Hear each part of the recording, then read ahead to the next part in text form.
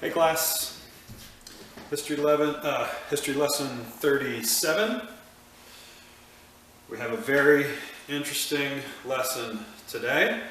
It's pretty fascinating how the timing worked out. We're going through the whole coronavirus ordeal right now, obviously. And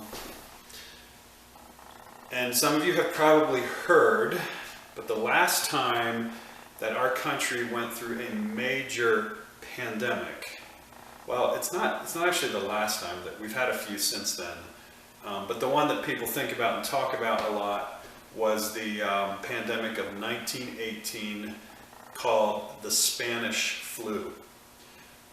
So yesterday we talked about World War I, and that's interesting, fascinating again, because the Spanish flu happened during World War I, or at least toward the end of World War I, and actually lasted a little bit beyond World War I. So the timing is incredible.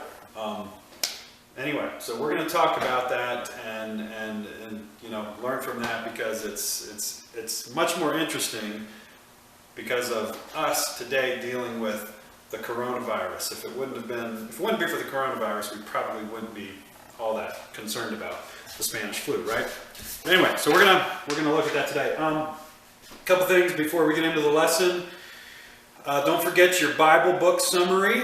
The first two sections, the introduction and chapter 1, are due today. So you need to format your paper like you normally do, name, date, Bible class, and what's the other thing? Your title, everything. Anyway, you format your paper, then you do your first two sections on your paper, just like you did your world religions book summary. The only difference is you're using a different book, obviously, but you're also answering different questions. So be sure to get going with that and get it done. So again, due today. Due today if you're watching this on Friday. I'm recording it on Thursday, but if you're watching it on Friday, it's due today, due April the 3rd. Got it? All right, and same for history. Your topic, choosing your topic, which isn't hard to do, but choosing your topic is due today as well. So make sure you do that. Again, if you have trouble with where to put that and how to send it, go ahead and give me a call. A little bit of review. The armistice of World War I was signed when?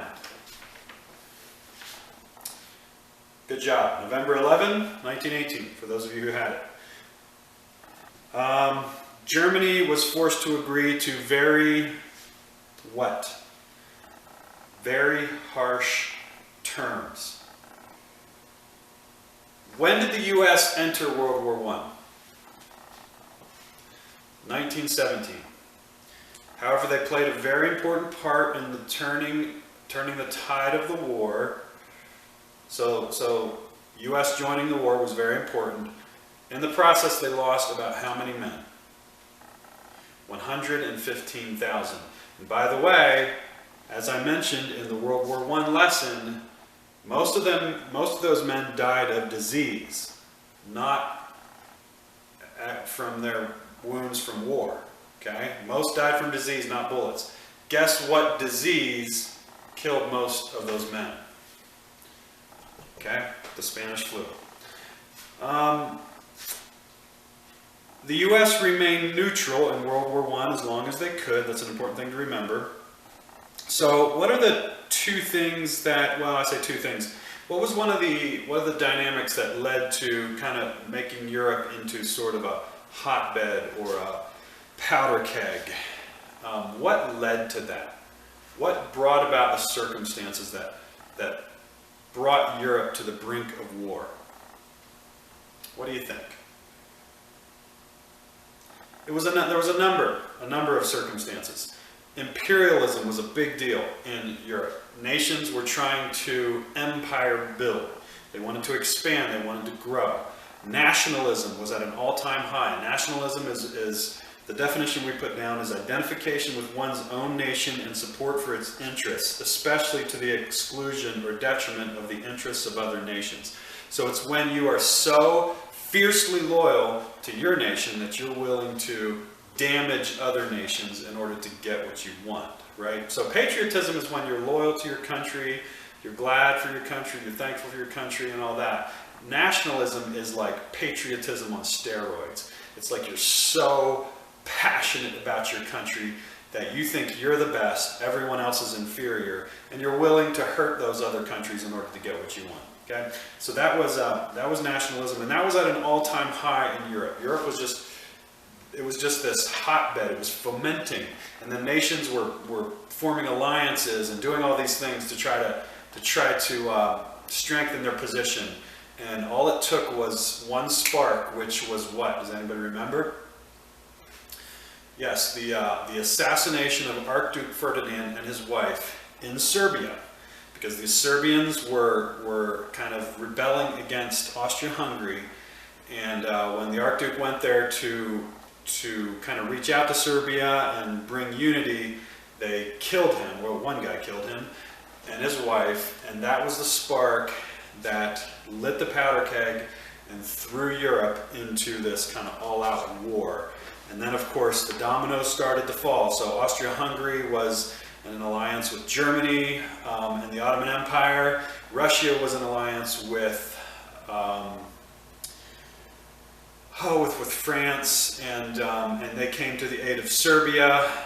And Germany went to France, tried to invade France, or they did invade France, and in the process they crossed Belgium, which counted as an invasion.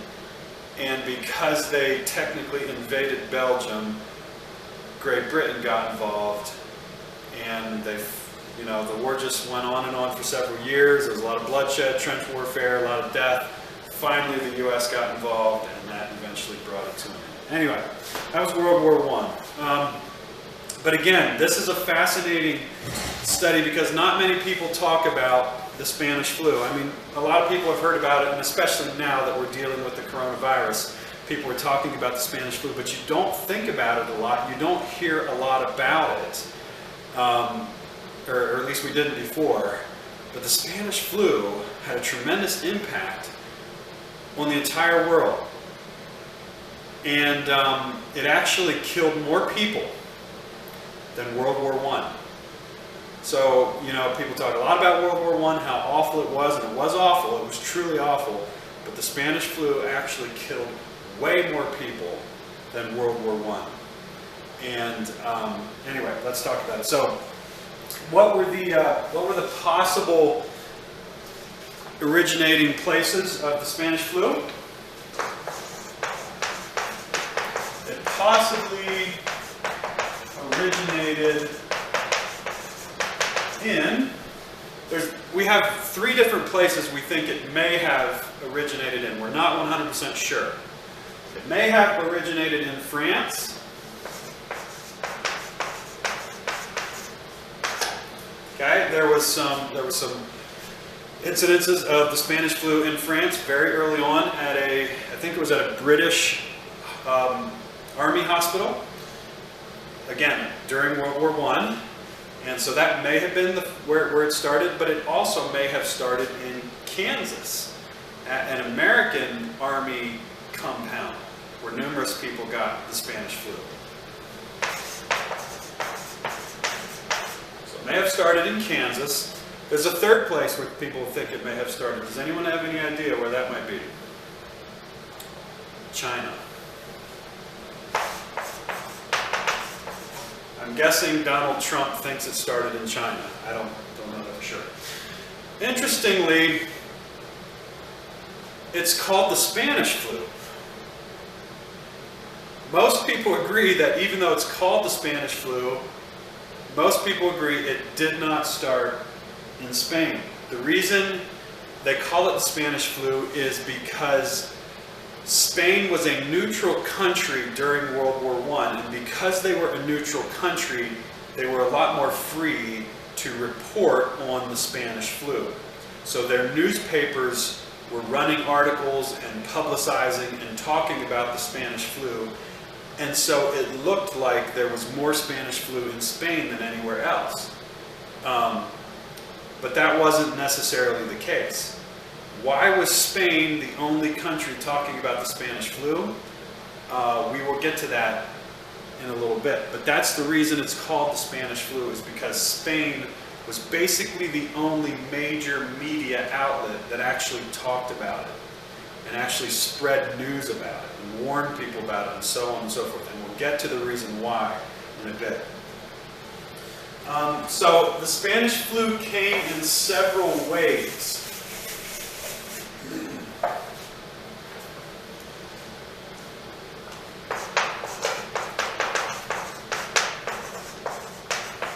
So the first wave, which came kind of out of the Army compound in Kansas and some other places, started in the spring of 1918.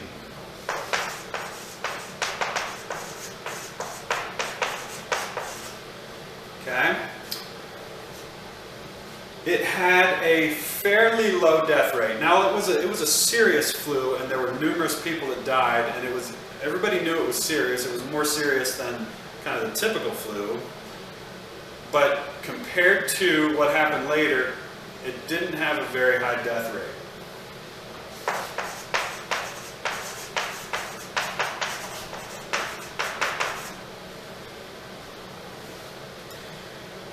The second wave.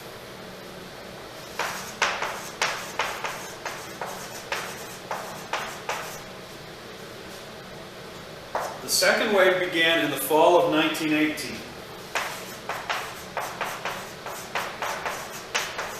So this is interesting and a little bit alarming, right? So people, the first kind of wave of the Spanish flu went through, people thought it was pretty much over. They weren't too worried about it anymore. Well, guess what? It sprung up again in the spring of that same year. And not only did it spring up, but it sprang up as a different strain, a virulent strain of the original Spanish flu.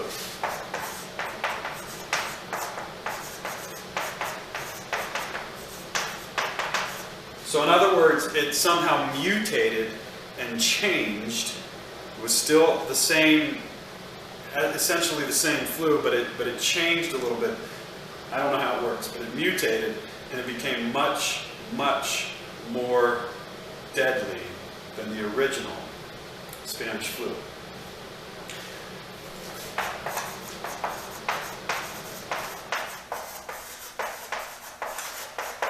Now I know the question probably pops into your mind, well, what if that happens with coronavirus? I don't know. I'm not sure if that's a possibility or not. I have heard that scientists are keeping a very close eye on the coronavirus to see if it's mutating and changing, and that at this point it doesn't look like it is. It doesn't look like it has those same qualities. It doesn't look like it's going to do this. Let's hope it doesn't, because this is what made the Spanish flu so deadly.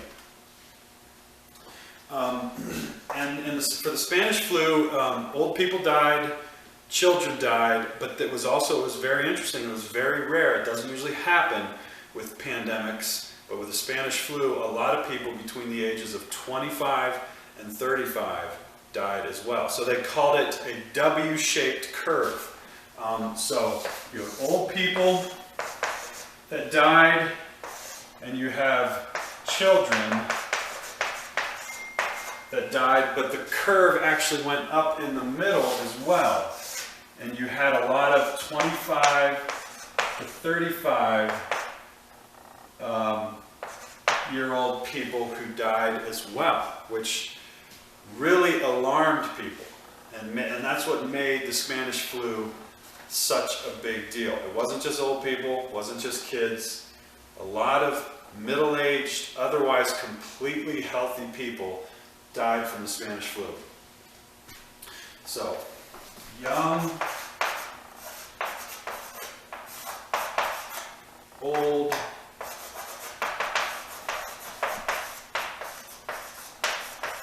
and middle-aged, which, again, the age was approximately 25 to 35 was the other age that made the Spanish flu, that the Spanish flu was extremely dangerous too. Okay, so those are the first two waves.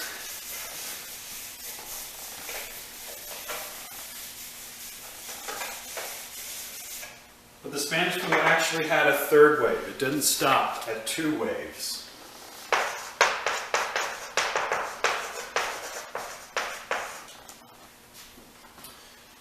The third wave came in 1919.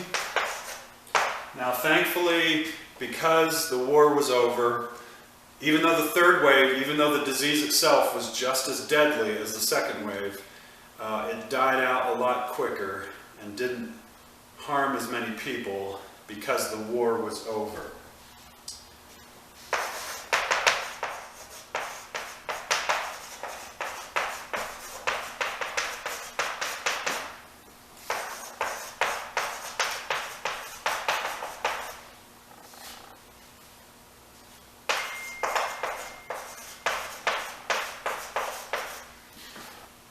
Okay,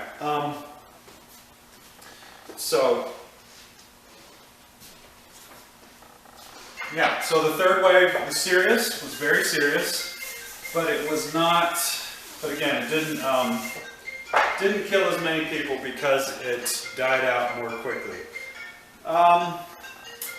Why was it so bad?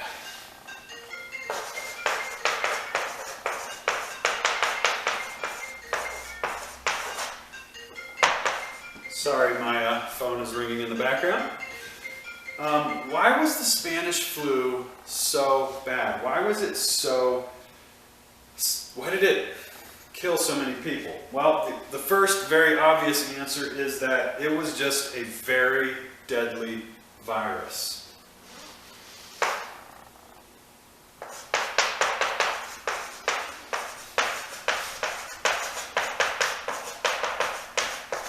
Okay, it was serious. I mean, a lot of people would sometimes die within hours of catching it. Often within 48 hours of catching the virus, people were dead. Now, not everybody died that got it, but a lot of people did, and it didn't take very long. It was a brutal sickness. One of the things that made it such a big deal, or such a bad thing, was that it spread throughout troops in Europe. And remember, in World War I, the troops, a lot of them were in very bad conditions. Okay, this is the height of trench warfare. People were living together in these holes in the ground. Weather, stench, dead bodies, rats, water, rain. You were in the weather. It was just a terrible place, and you were in close quarters, and it was just a breeding ground for the Spanish flu to just spread through the troops. And so it killed a lot of soldiers in the trenches and throughout different places in Europe. So trench warfare conditions.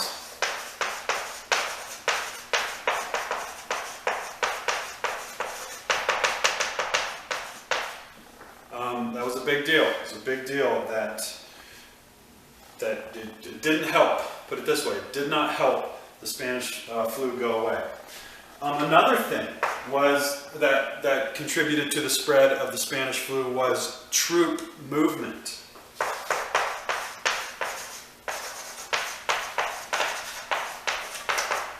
So the Spanish flu would get into the troops, into the soldiers, and then they would move around. So they would get on a ship and they would sail to a different country, or they would go back home, or whatever, and they would take the flu with them, and wherever they went, it would spread. So there was this one city in France where a bunch of soldiers came, and they just spread the flu from there in the city.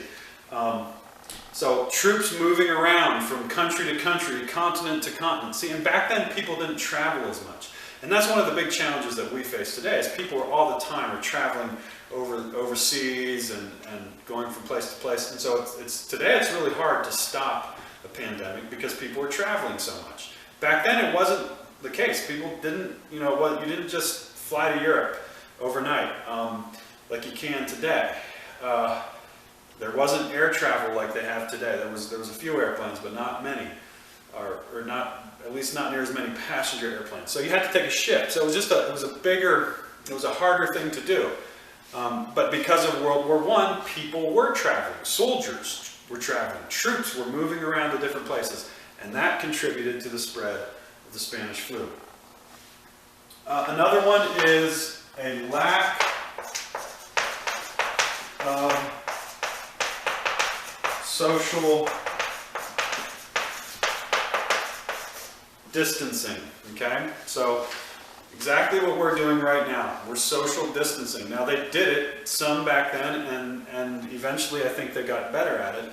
But initially they didn't do a great job, or at least in certain places they didn't do a great job. And there's a number of reasons for that. And again, one of them is because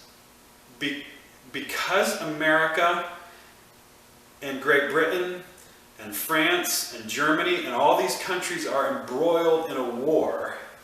When the Spanish flu broke out, the newspapers and the media outlets were forbidden to talk about it. And the reason was because they didn't want people to know that people were dying from the flu, along with the fact that the war was going on. Because I think that the reasoning was they didn't want to hurt people's morale any more than it already was. They didn't want to discourage people anymore. If people back home found out that troops were dying from the Spanish flu, that thousands of them were dying from the Spanish flu instead of actually from fighting, you know, that could cause a backlash, and it could cause a lack of support for the war. Because when you're in a war, you need your country to support that war if you're going to win. Hey guys, sorry about that. The battery went dead on me, and I didn't get through the whole class. So I'm starting again. Well, not starting again, but starting where we left off. So I think the last thing we wrote down on our notes was lack of social distancing. And again, we're talking about World War I and the Spanish flu, and how the Spanish flu was handled in World War I. So again, one of the reasons why the Spanish flu became the issue it became was because of a lack of social distancing. Now, not everywhere. There were places where they did it and where they eventually learned to do it, kind of like we're learning to do it now here with the coronavirus. But initially, and because of the circumstances they were in, they didn't always social distance as much as they should have. One of the reasons was because they were focused on the war. People's minds were on the war effort. They were thinking about what was going on in Europe. So they weren't as focused on the Spanish flu. And like I said, just before the battery ran dead, the governments like the United States, Great Britain, Germany, and France were actually forbidding their major media outlets from covering the Spanish flu because they were afraid of what it would do to the war effort. They wanted people to stay focused on the war and have strong enthusiasm for the war. Because if you think about it, like if you're a parent and you're living in the United States and your 18-year-old son is over in Germany fighting, and then you find out that a lot of the soldiers over there are actually dying from the Spanish flu instead of from fighting, from gunshot wounds and bombs and things like that. That could do something to your enthusiasm for what's going on, right? You might be starting to question, what's this all about? Why are we doing this? So the governments tried very hard to keep people from talking about it, to keep the media from talking about it. So the only place that it really got covered was in Spain, because Spain was a neutral country. They were technically not a part of the war. So that's the only place where the news media would actually cover the Spanish flu. So it appeared that it was much worse in Spain than anywhere else, because they were the only ones talking about it. So that's why we ended up calling it the Spanish flu. It didn't start in Spain. It wasn't even probably as bad in Spain as it was in other places, but because they were the only ones talking about it, we call it the Spanish flu. Anyway, but yeah, lack of social distancing was a problem. One of the reasons why they didn't social distance, at least in some places, or at least in one particular place in Great Britain, it was because they were working to continue building and making products for the war, right? They had to build war equipment, ammunition, guns, bombs, whatever, in their factories, right? So the guy who was in charge of all of that, I believe he had been instructed to quarantine his people, to keep them home, to not let them go to work.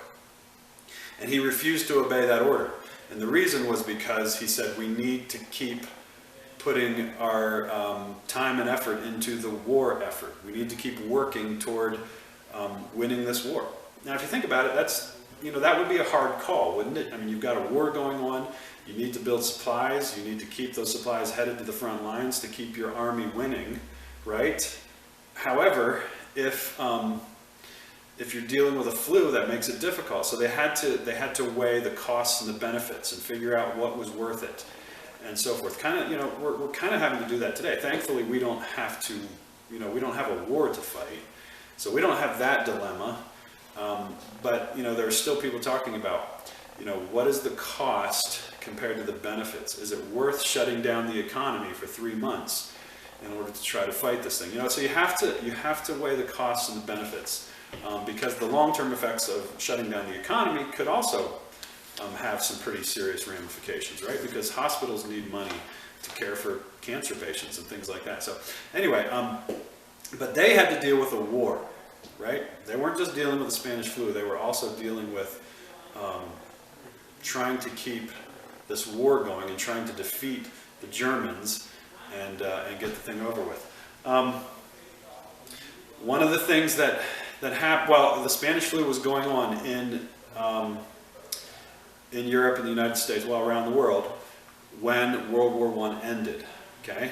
So what do you do when a war ends, especially a big one like World War I, which at the time was called the Great War, right? What do? You celebrate. You have big parades, big celebrations. Well, that's what people did in the United States at the end of World War I. They had huge parties, huge parades, huge celebrations. And those celebrations actually ended up being a catalyst for spreading the Spanish flu. So in the city of Philadelphia, the Spanish flu was coming into the city of Philadelphia. It was starting to get bad, and the doctors and the medical personnel were saying, we can't do this. We can't have a parade. We cannot do a celebration. And of course the people did not listen to them, and they went ahead and they had a big parade, and because of that parade, thousands of people in Philadelphia were infected with the Spanish flu, and a lot of people died. So that was another reason why there wasn't as much social distancing as there should have been, because people were celebrating the end of the war. So victory, parades, and celebrations.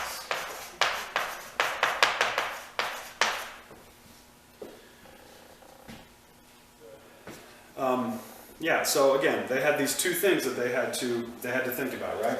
And back to the whole thing of the governments keeping the media from talking about it, I'm just going to write down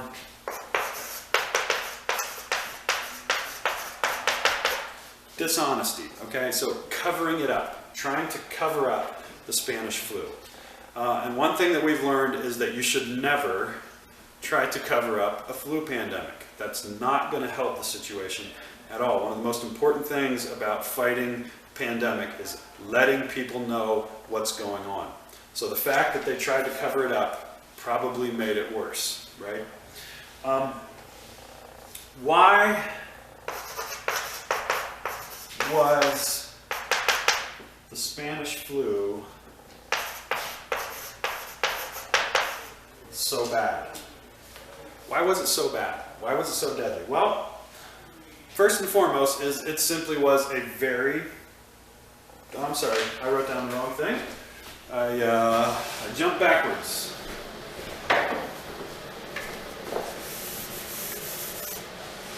jump backwards instead of forward. And I actually missed.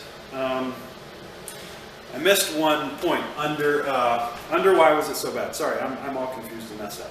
So you should be in your notes. We're still under why was it so bad. We talked about lack of social distancing, dishonesty, and the last reason why it was so bad is because of a lack of medical knowledge and resources.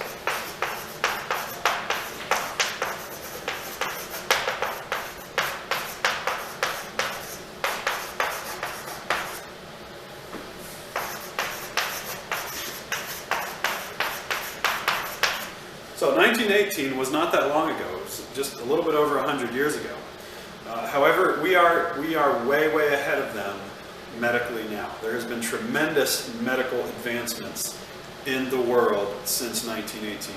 And at that time, they just did not have the knowledge, the resources, the ability to fight pandemics like we do today.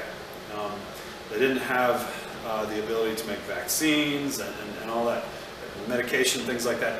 They had certain things that they gave people. I think they gave people aspirin. They tried different things that really didn't help that much. So basically all they could do was just do their best to care for these people and to make them as comfortable as possible. Not everybody died. There were a lot of people that survived. But it was a very deadly virus, and they just didn't have the medical resources and knowledge to take care of it.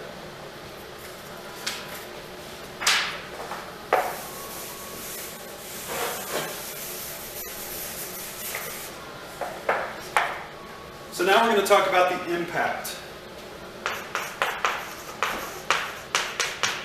The impact of the Spanish flu. What did it do? What were the ramifications? Worldwide,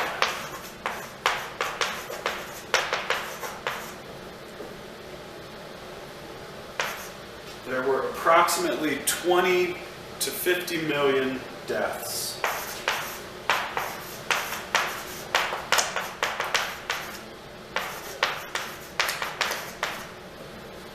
Now that's a pretty big variation there, and the reason we don't know exactly how many there were is that, well, the coronavirus spread pretty much around the globe, right? It spread almost all around the world. In a lot of countries, they're third world countries, they didn't have good medical practices, but they also didn't have good medical record keeping systems and things like that. So the fact is we really don't know. A lot of people think that this is actually a very conservative estimate. Some people think it was more like 100 million people. But I think a lot of people agree that roughly 50 million is a pretty good guess as to how many people it actually killed. In the US,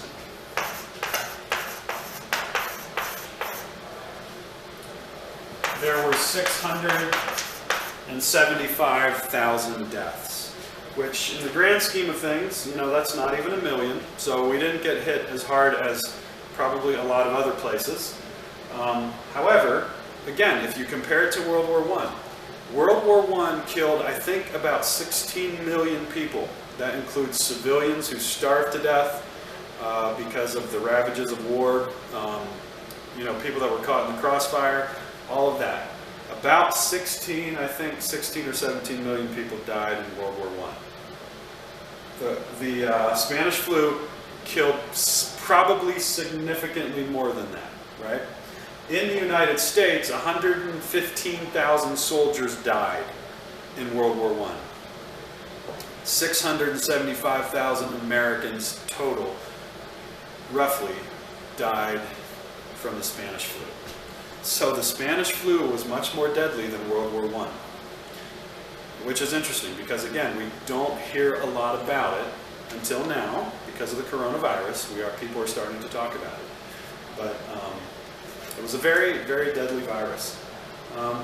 What did we learn from it?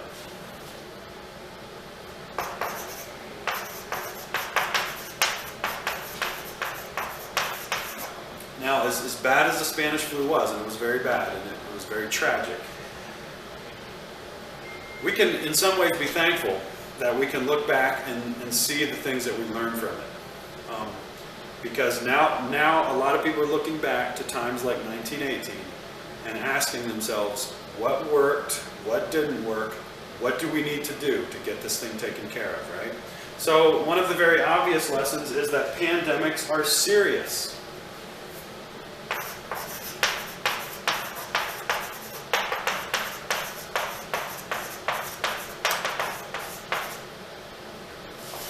And must be dealt with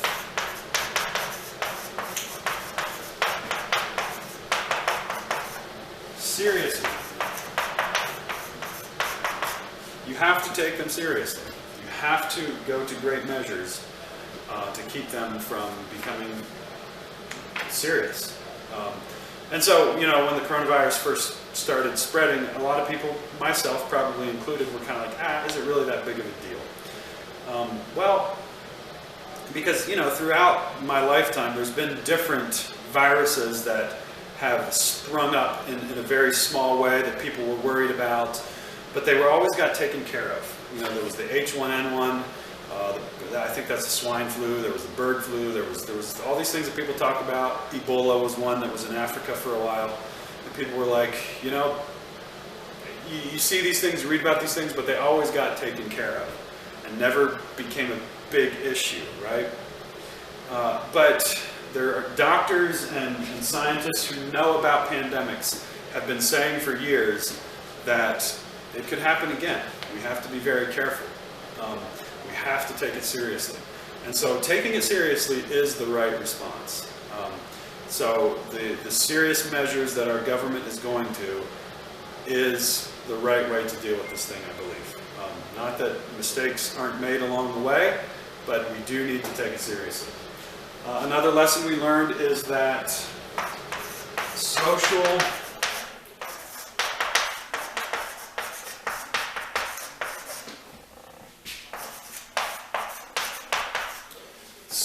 distancing works. Okay, it really does. And I mean, it makes sense, right? How do diseases spread? You know, germs, right? So if you're not in contact with someone else's germs, it's not going to spread to another person. It's a very simple concept.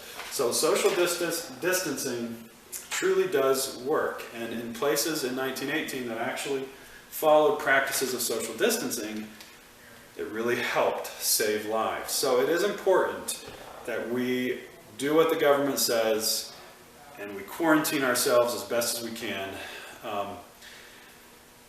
because that's how we can help this thing not do as much damage, right? So we've learned a lot from 1918, but we need to make sure that we are wise with how we handle it today. So there are some similarities between the Spanish flu and the coronavirus. They're both very contagious. They both have similar symptoms. The Spanish flu was just far more serious, at least the second and third wave, because like I said, people died sometimes within a few days of getting the symptoms, sometimes a few hours. It was a very serious illness. Now, not everybody died. There were people that survived, but it was a very, very harsh and severe virus. And again, we had similar responses to it, I think, in some places and in some ways. People were a little bit hesitant at first to take it seriously, but now, once they see the effects of it, they are taking it seriously. And I think we could say that now our response has been much more thorough and much quicker than the response to the Spanish flu. And again, that's partly because we have been more open and honest about it. The media has, well, not just the media, but people in general have spread the word. You know, nobody's trying to keep it a secret, at least not in our country and not in most countries. Now, there are some countries, like China maybe, and Iran, who we have pretty good reason to believe they are covering up the facts, or not being honest about the statistics, and that's never good in a situation with a pandemic. And you can make the argument that the reason why this Spanish flu became so bad is because when it first started in China, they tried to hide it. They tried to push it under the rug. They tried to cover it up. And you know, people who stepped out and said, hey, we have a serious thing here, we need to deal with it, they were immediately shut down, right? And you can argue that that's the reason why it's become as bad as it has. So with the pandemic, you need to let people know what's going on. You can't try to cover it up. And even our president initially kind of did that. He kind of tried to make it sound like it wasn't a big deal. Again, he was new to the situation too. But thankfully now he and others are taking it very seriously. And that's what we need to do. Thankfully also, one difference between the coronavirus and the Spanish flu is that the coronavirus is not nearly as serious as the Spanish flu. Now we can hope and pray that it doesn't mutate and become serious, but again, the doctors and the scientists that are keeping an eye on it seem to be saying that they don't think it's that kind of virus, that it doesn't seem like it's doing that kind of thing or will do that kind of thing. And we can be very thankful for that. That is very good news, okay? Also, we have better technology, better medical procedures today. We are much better prepared today to deal with pandemics than they were in 1918, and we can be thankful for that. So hopefully we learned something from the Spanish flu. Oh, and another thing is we don't have a war going on right now, right? We're not distracted by, a war going on somewhere that we have to keep fighting and keep, our enthusiasm and our support behind. We don't have to worry about that. So we're not distracted by a war. So yeah, there's some similarities. There's also some differences. We need to learn from the Spanish flu, and we need to, like I said, we need to abide by these things that the government is putting in place. Sorry, my phone is ringing. Anyway, so guys, stay healthy. There's a lot of interesting things. I didn't give this lesson to scare you guys. God is sovereign. He's in control. Like I said, it doesn't seem like the coronavirus is going to be as bad as the Spanish flu. Indications are that it's not.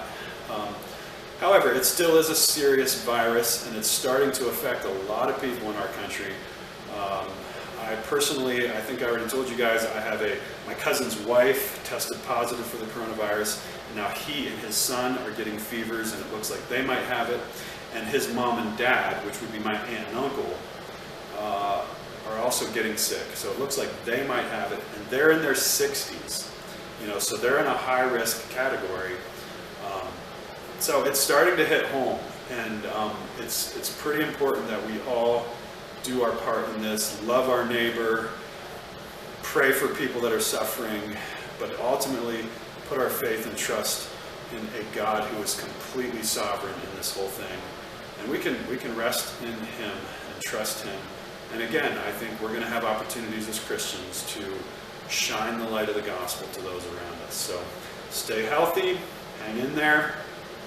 Read chapter 25 of your history book, Changing Frontiers, as your homework, and have a great weekend.